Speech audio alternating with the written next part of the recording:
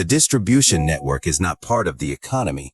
The distribution network constitutes the economy. In other words, if you aim to comprehend the economy, you're essentially discussing the distribution network at every facet. Let's consider something as basic as a loaf of bread. You purchase a loaf of bread at the grocery store, and you assume it originated from a baker. They delivered it from the bakery to the store via a truck. That's a representation of the distribution network in its simplest form. However, you must delve deeper. Did the bread come wrapped in plastic or paper? That wrapper was manufactured by someone. Where did the truck originate? It was clearly produced by a truck manufacturer. The driver had to choose that career path and undergo training. And what about the diesel fuel powering the truck? That came from a refinery, which, in turn, sourced it from oil exploration. When you circle back to the baker, you discover that the ovens are industrial and comprise parts from 25 different countries and so on.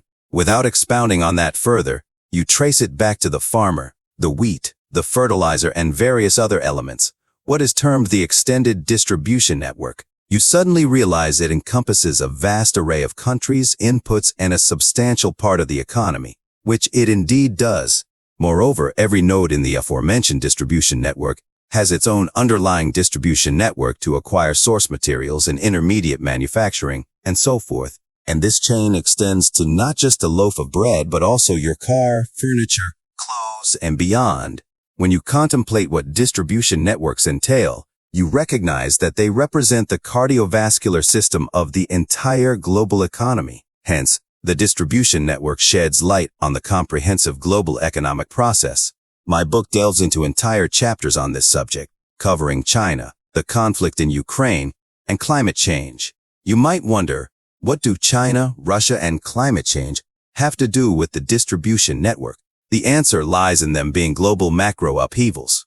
Russia's incursion into Ukraine led to sanctions against Russia that impacted everything: imports, exports, strategic materials, semiconductors, fertilizer, oil, natural gas, and so forth. You might ask, well, Boeing manufactures aircraft. They require titanium and aluminum. Where are these sourced? It turns out approximately 30% of these materials come from Russia. So how do you sustain the Boeing assembly line when you're halting the supply of crucial metals from Russia? The complications continue in that vein. China, often attributed to a slowdown due to the zero-COVID policy, has indeed been detrimental to its economy. Shanghai, a city of 26 million people, and Beijing, a city of 22 million people, both underwent complete lockdowns last spring. By complete, I mean zero transportation in or out, no pedestrian traffic on the streets. Only essential workers were allowed, mandated to have a negative COVID test result that was no more than 2 days old.